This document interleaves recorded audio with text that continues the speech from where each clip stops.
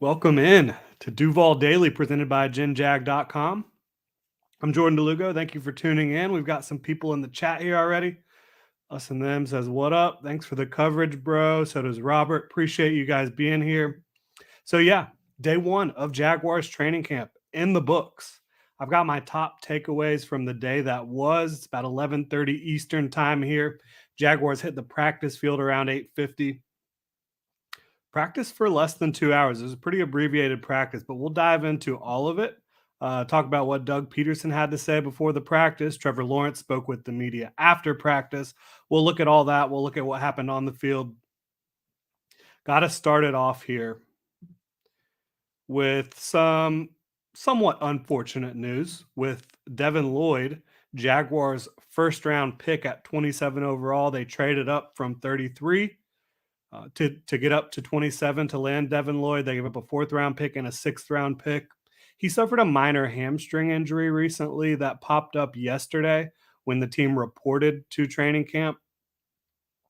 So obviously that's the biggest news out of the first day of camp is that Devin Lloyd was not available at camp today. He was working off to the side, has a slight limp on the right leg with a compression pants on the right leg, trying to get him right there with his hamstring. But Doug said it's not like a major injury. It's not going to hold him out for a long time.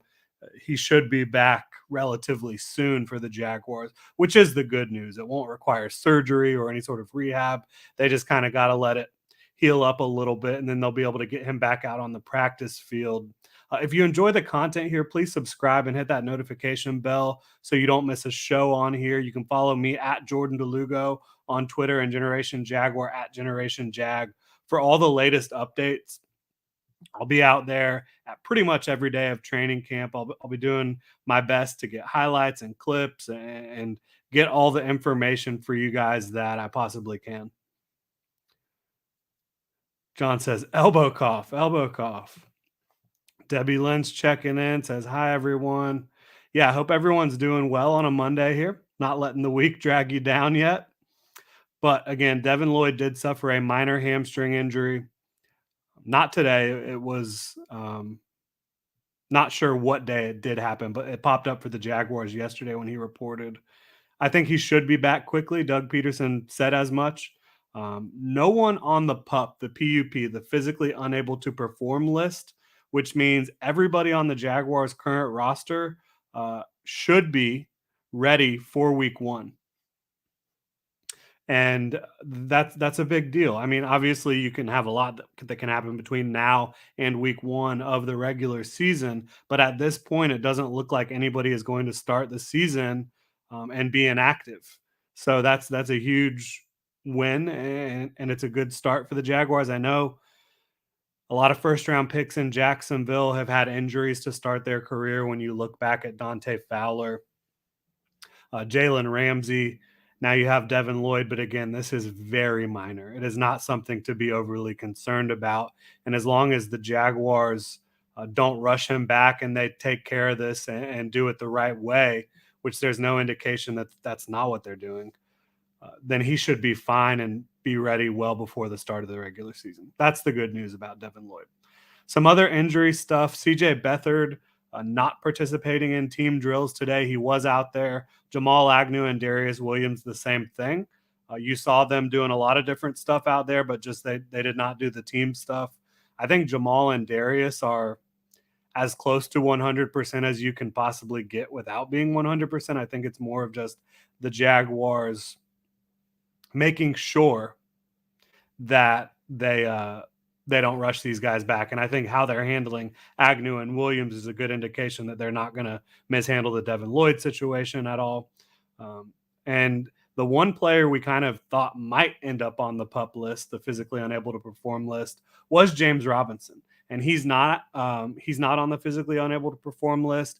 He wasn't participating in practice fully. He was doing his own stuff off to the side, working on the running and cutting and getting back into 100% shape after the Achilles injury.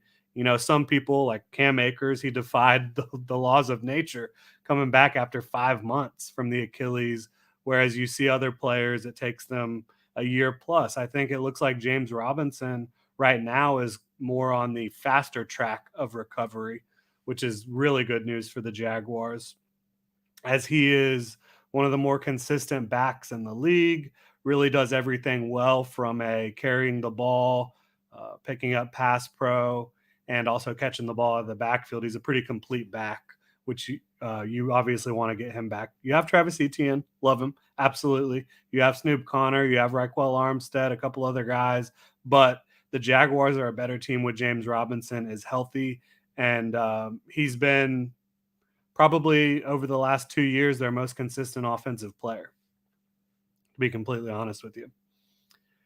So no pads today. When you talk about actually getting on the field, there was no pads.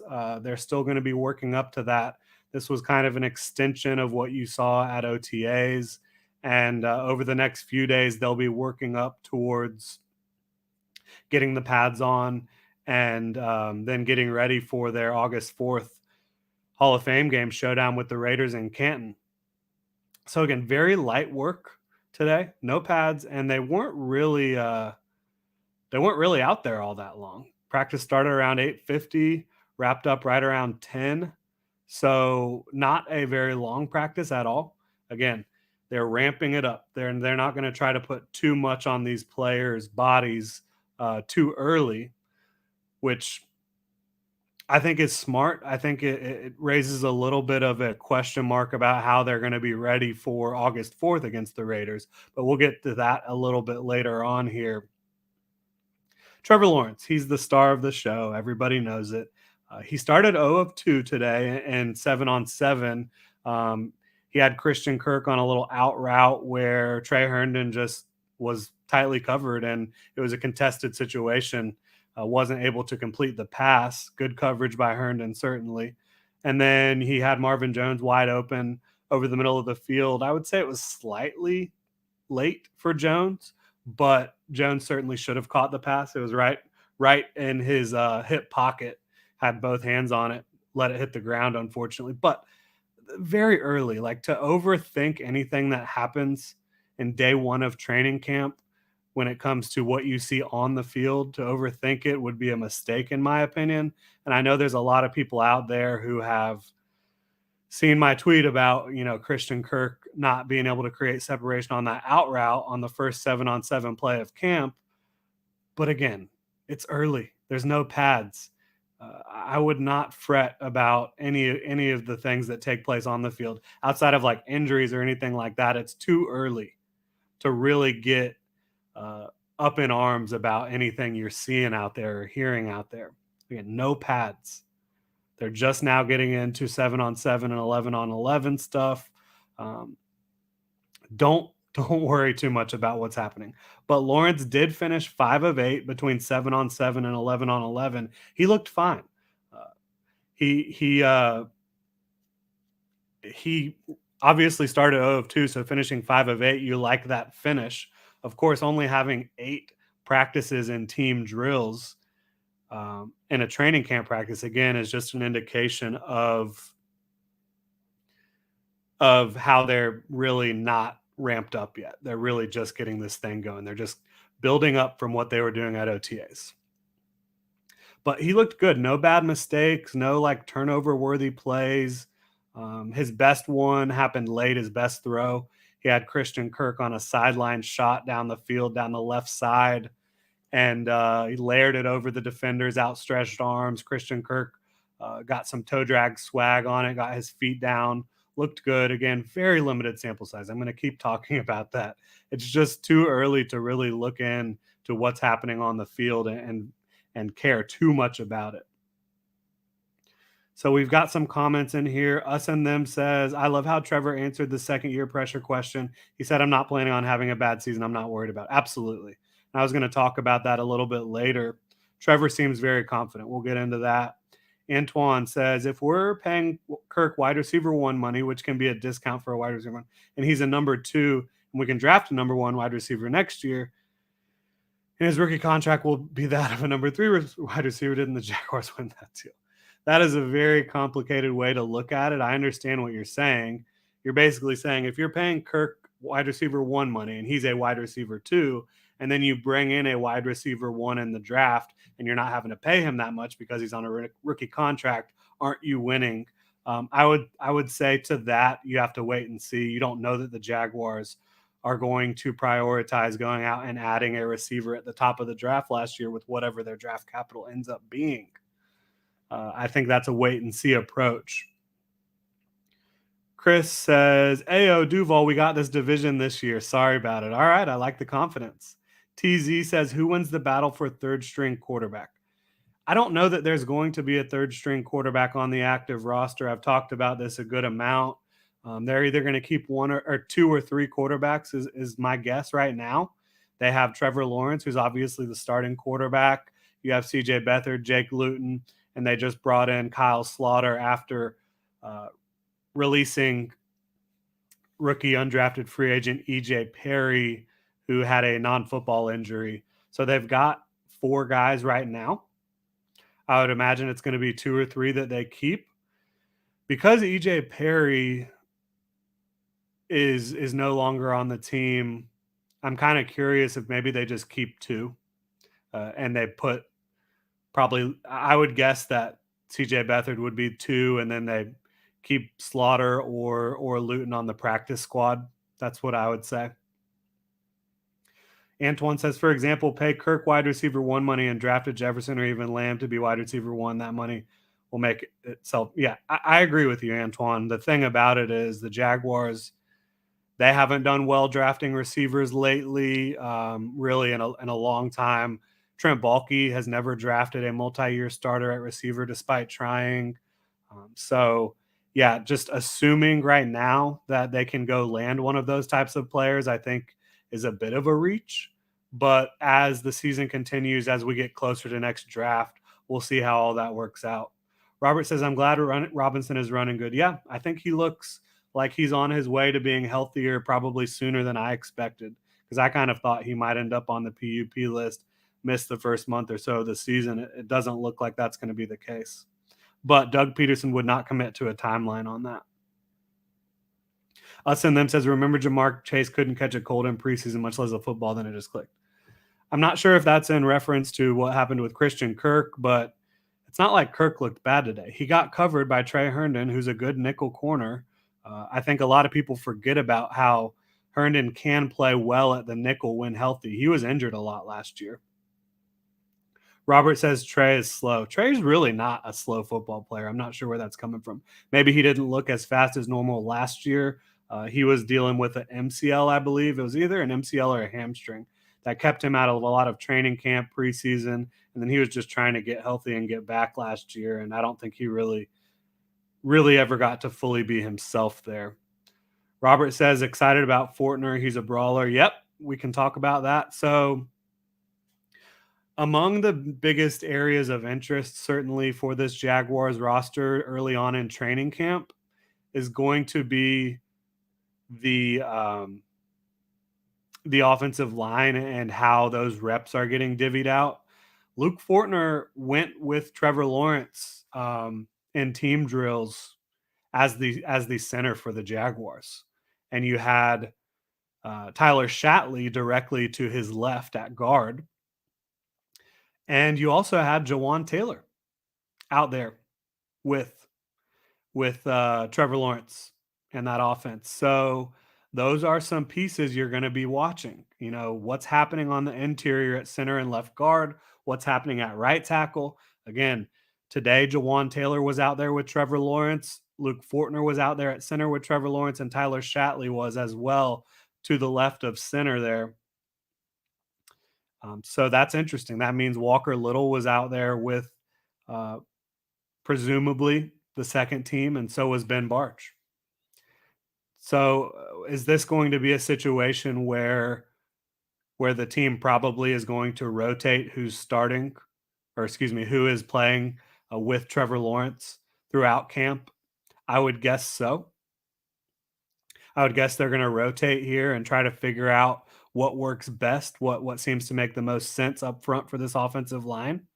But if early indications mean anything, I mean, you had Jawan, you had Luke, and you had Shatley out there at those positions that were in question.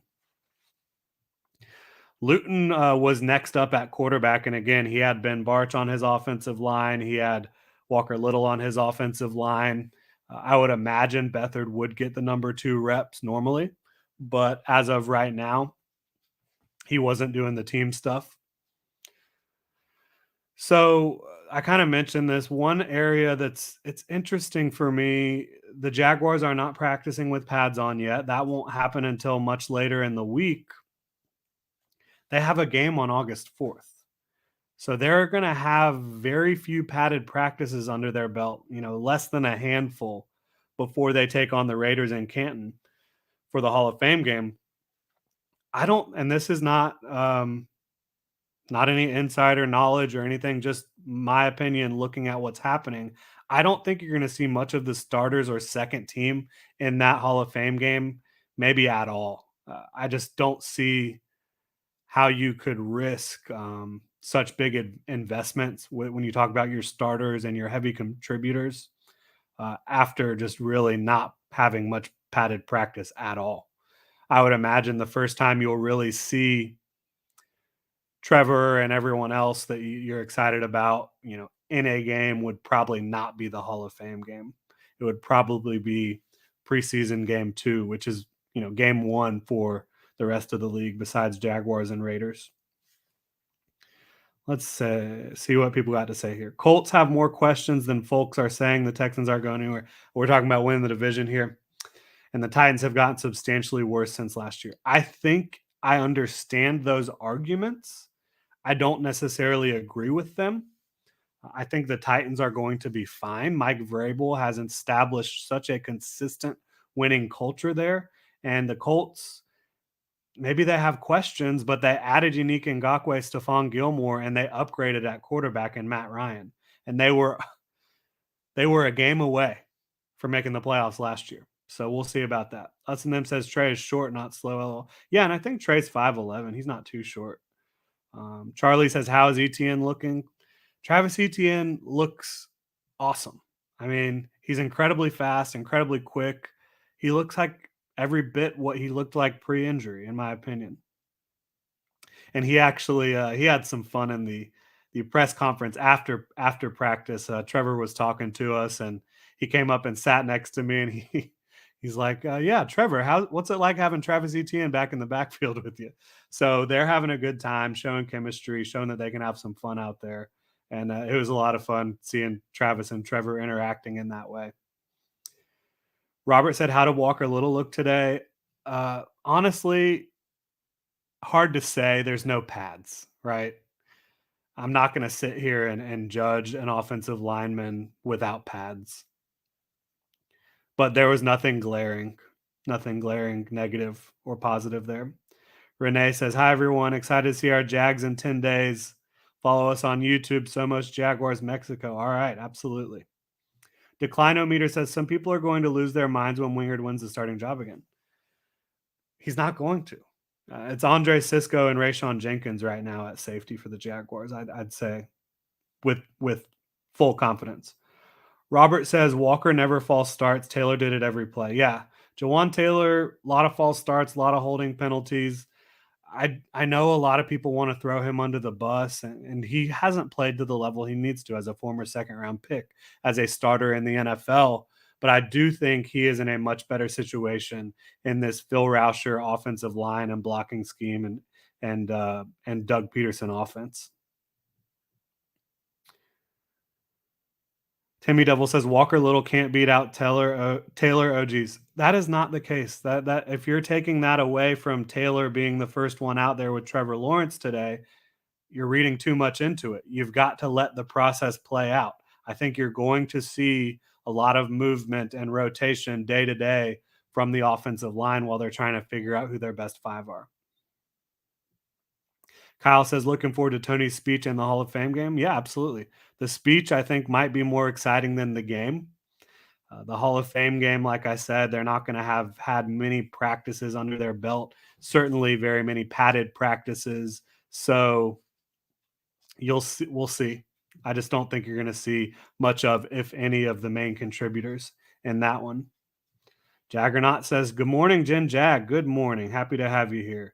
Us and Them says Taylor is fighting for a contract. He's going to bring his A game money.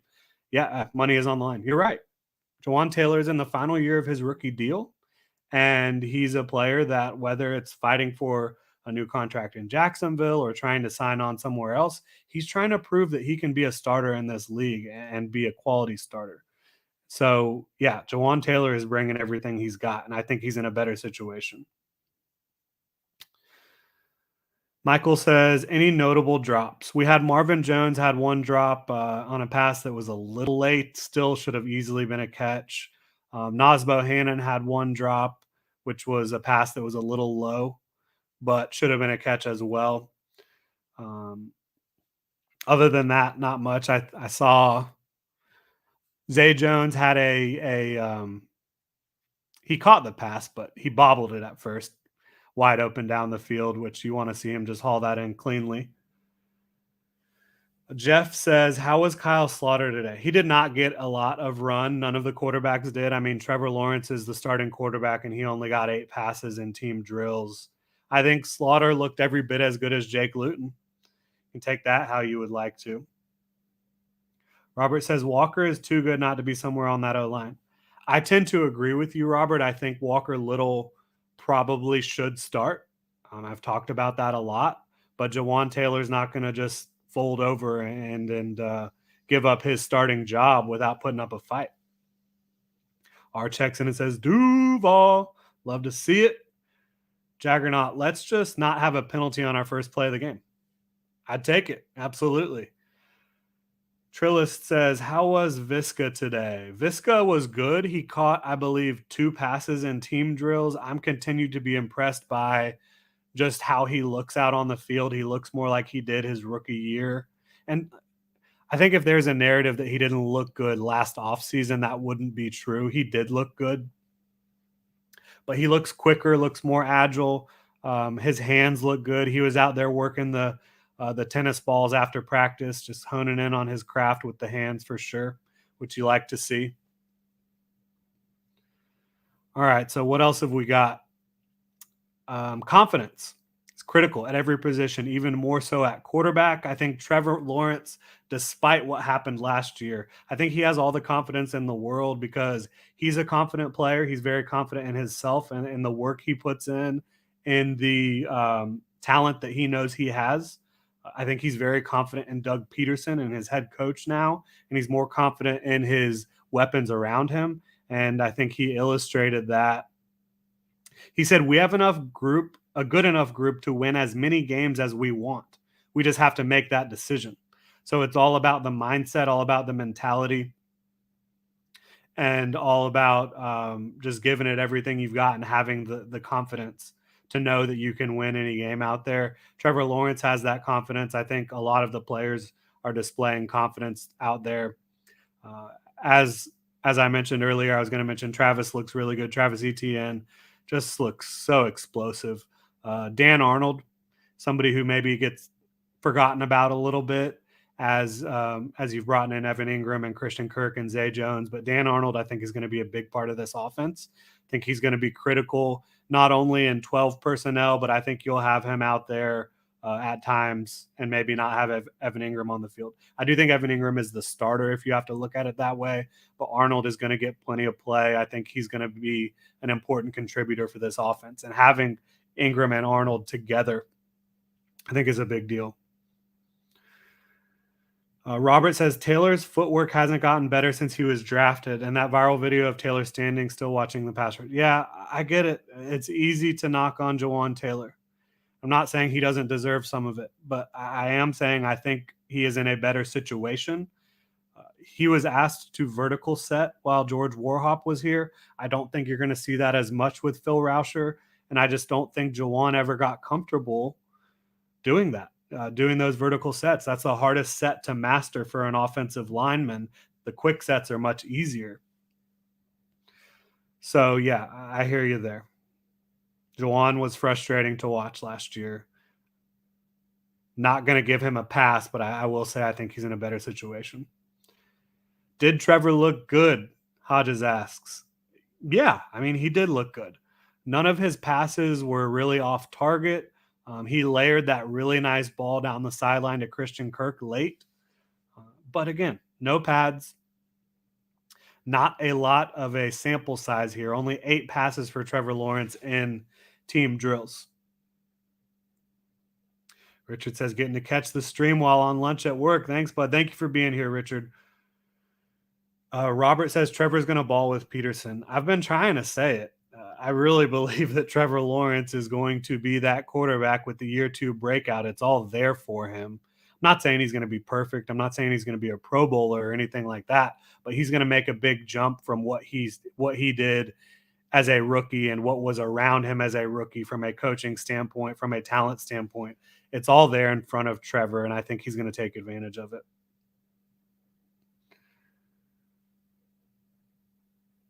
You've got us and them saying running back dropped the ball that would have been a touchdown anyway, so that was icing on the cake. Okay. Hodges says, do you think our offensive playbook will become more creative? Oh, it is, without question. I've talked about that a lot on here. It is 100% much more creative. There's more pre-snap motion. There's more play action. There's more bunch formations. There's more unique looks. I think the route concepts will be working more in conjunction with each other and playing off of each other and just looking more coherent and more focused. Kevin says, I got in here late, so I'm a little bit behind, but have they announced if they will have a scrimmage for the fans? They have not made any sort of announcement like that yet. I'm not sure that it's going to happen this year. But I will keep you guys updated on any developments on that front. Benjamin says, first time catching this live. Your vids get better every post. Thank you so much, Benjamin. Hodges says, is it concerning that the players won't be in full pads till Sunday? Yeah, I've been talking about that. That makes me believe you're not going to see – I don't think the starters are going to play in the Hall of Fame game. I don't think they should. Robert says, so true. That's why I played. The offense is way harder to memorize. Yeah, the offense is going to be much more advanced than what it has been around here. But every offense in the NFL has so much that goes into it. Jordan Drexler checking in. What's up, Jordan? He says, your dark horse UDFA to make the team. So it's hard. I mean, I know everyone wants to talk about Kevin Austin, the wide receiver out of Notre Dame, who, by the way, I don't think he let anything hit the ground today, which was good for him. He's got a shot, but he's going to have to overtake Laquan Treadwell, or there's going to have to be the I word ahead of him on the depth chart. Nazbo Hannon is a guy I mentioned dropped a pass, but I think he has a lot of ability to come in and potentially be a balanced tight end, maybe more in the Y tight end, the blocking tight end role. But I like his ability. Lawan Winningham, this is a guy who keeps showing up. He had a great catch today. It looked like the defender had leverage, kind of had the angle on the ball. It was a short out route, but Winningham established his position and aggressively jumped in front of the defender to make the grab. And he's big and tall, so I really do like Winningham. He's fun to watch. I think he'll have a chance, but I think it's going to be difficult for any UDFAs to make this team. I do think you could look at potentially somebody that I had scouted and thought that could potentially play safety despite playing cornerback at Texas was Josh Thompson, who the Jaguars picked up as an undrafted free agent. I think he has a chance to stick in the league, but I think more of these guys are going to end up being on the practice squad than on the 53. All right, we've got Jay checking in. What about Garrett Prince? Yeah, Garrett Prince, he's a guy I looked at as well. Very athletic tight end. Certainly should be able to find a role in terms of being a guy that can really take the dump offs and the short game stuff and make something out of it. He did that a lot at UAB, but he hasn't really popped yet. During practice, he'll have his opportunities to do so. Some dork says, does ETN look small? Nope. I sat literally right next to him during the press conference today. He is not small. I can guarantee you that. I'm 5'10", 205 right now, and he kind of dwarfed me. So not worried about that at all. And he's got a lot of power in his legs. I can understand why you would say he doesn't look like this rocked up, like super jacked running back, but trust me, he's good to go. TZ Sports Collector says, sweet. So Kevin Austin will get a chance to shine in the Hall of Fame game. He should. I mean, those preseason games, those should be. I mean, he needs to play well in practice, obviously, but you want to see him lined up against opponents that aren't his teammates and go out there and make some plays. So, yeah, I agree with you there, TZ. Robert says Treadwell looks like wide receiver 4. He got better as the year went on. So, yeah, Treadwell could be in the mix for wide receiver 4. To me, I think he's wide receiver 5 right now, 5 or 6. I think right now the top 4 is the big 3 that are getting paid, which is Christian Kirk, Marvin Jones, and Zay Jones. I think LaVisca is 4th. I would say Treadwell is right behind him. And Agnew, talent-wise, I think he could be 3rd or 4th. And I don't know this for a fact, but to me, I think it seems like they're going to focus on him as more of a minimal role player in the offense where you get him a few looks every game, but you really want him to be healthy and making a big impact on special teams. Chris says Jack's going to have a great year. Let's hope so. Jeffrey says, what was J-Rob doing today? He was working off to the side. He was carrying the ball, and he was just kind of running and cutting. And he doesn't look like he's walking gingerly or anything like that. So that's good to go. And he's not on the PUP list. So he could very well be ready for week 1. We'll see how it all plays out. Hodges says, I'm glad Etienne's foot isn't bothering him. Yep, I wouldn't say that it's bothering him at all. ISO Fast says Jack's going to go 10-7 this year. I don't know about that. I'd say pump the brakes a little bit. I haven't gotten into my official record prediction. I'm not going to here for at least a few weeks. Michael says, what should we as fans be looking for during the Hall of Fame game? I can't say that for certain yet because we don't know exactly who's going to be playing in the Hall of Fame game. What is the coaching staff trying to get out of the Hall of Fame game? We're not there yet. We will certainly get more answers on that front. But I would think you would want to see just players competing their asses off and not making big mistakes. I think that's what you want to see. And I wouldn't expect to see the starters. I don't think they should play in the Hall of Fame game. I know fans want to see them. You want to see some of the big names there, but having only a few padded practices prior to that game, I just wouldn't risk it. All right. Seddon says, you really think J-Rob could be back week 1? I do. I think if he didn't have a chance to be back week 1, they would have placed him on the PUP. Charlie Boy says, who do you have winning the division? Right now, I have the Colts. That is not official yet, but I do have the Colts right now. I think Matt Ryan's a big upgrade. I think getting Unique Ngakoue in that Gus Bradley defense as the Leo, he works so well at that position, and Stephon Gilmore as well. And they just have so much talent with Darius Leonard and DeForest Buckner and all those guys up front.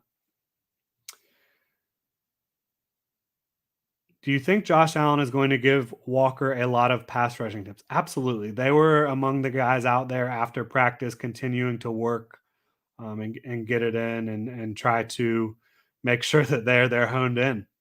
Jeffrey says, I near shrieked when I saw J-Rob wasn't on the pup list. Yeah, it's exciting. I really thought he would be. That's just an indication that the recovery is going well and he's progressing. TZ says, have you seen Nick Ford yet? No, I really was not honed in on the backup offensive lineman, and everything was so quick today. It was such a quick practice, just over an hour that they were on the field. Bus 49 says, are we going to see Dan Arnold and Evan Ingram at the same time? Both have historically been below average blockers. You are. And I think, while, yes, neither of them are blocking tight ends, they're both more of the F tight end, the move tight end role. I think they can do enough to make you believe that potentially they could be running the football or staying into block. I do. Because, I mean, let's be honest. Zach Ertz and Dallas Goedert, they weren't huge blocking tight ends. Trey Burton wasn't. I mean, you can get it done with with 12 personnel with 2 tight ends on the field without both of them being good blockers. Chris says, rep some deep play stuff at the Hall of Fame game. Yeah, definitely. I would be. I think our defense is going to play like the Bills game all year. They're going to carry this offense, says Robert. That's bold. And with a defense that has a new defensive coordinator, a bunch of new pieces, multiple rookies starting, I don't know how quickly it will happen. I do think this is going to be a really good defense. I've said that. I think they're going to certainly be top half of the league on the defensive side of the ball. It's just about how quickly it all comes together. Jeffrey says, how'd the defense look? No pads. It's hard to say how the defense looked, but you saw them. They were pretty good and pretty tight in coverage for most of the day. But it's too early to really say how the defense looked. They're not going full bore trying to get Trevor Lawrence. I think Trevor Lawrence had 3 passes in 11 on 11. So Robert says, so is Chason traded by week 1? I don't think so, because right now on the depth chart, if you break it down, I think Chason is the number 3 outside linebacker behind Josh Allen and Trayvon Walker. Michael says, Colts got better, and here's what you want to see in any preseason. Other guys beating theirs. Yeah, of course. Yeah, you just want to see guys competing and making an impact. When's the next practice, says Hodges? It is tomorrow. Robert says a 3 is a 3-4 just new terminology. I'm not sure what that means. Sorry, guys. How did ETN look? We've gotten that one a lot. ETN looks fast. He looks really fast. He looks explosive. Muma sighting ? Has us and them. Yeah, I didn't see much of him today. I'll certainly be looking for him throughout the week. Again, it was so quick. Practice was very quick. Andre Cisco, Tyson Campbell updates from day 1. Yeah, I didn't see anything of note from either of them today. Again, there was only 8 passes by Trevor Lawrence. So you're going to want to see more of that as the week goes on, and they will continue to ramp it up. Yeah, this group not shying away from the expectations. Trevor Lawrence talked about that. I mean, Doug Peterson, months ago, he said, everything we're doing right now is to get you prepared to be playing football in January and February.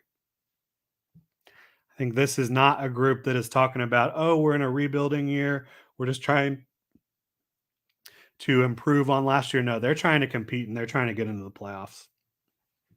We've got more questions coming. Anything on T. Walker? I can tell you Walker was out there after practice working with Josh Allen and a few of the other edge defenders.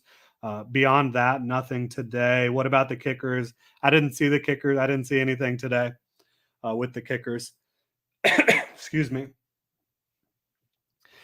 So I still think the biggest upgrade was at head coach, and this is going to be my last point here. Trevor Lawrence talked about Doug Peterson after practice. Just Peterson's ability to – he's a player's coach, right? But he knows when to push, when to pull back a little bit. He just has a really good sense of when he should be pushing people to their limit, when he needs to tone back a little bit, and how to – be empathetic when that needs to be, when he needs to act that way, how to, be a little bit more stern and push players when he needs to. So I think just his ability to connect with and get the most out of and make everyone comfortable is huge. Robert says with Lloyd having a hamstring, Muma will get some good reps. Absolutely. And I'm going to continue to watch Muma throughout the week. But that is going to do it for me here today. I appreciate everyone for tuning in. And we will be back out there for training camp practice tomorrow. And I'll be back with training camp day 2 recap, thoughts, observations, takeaways, all that good stuff. Make sure to hit me up on Twitter at Jordan DeLugo. Follow Generation Jaguar at Generation Jag. Hit the like and subscribe button on YouTube and check genjag.com for all the latest Jaguars news, analysis, and Duval gear.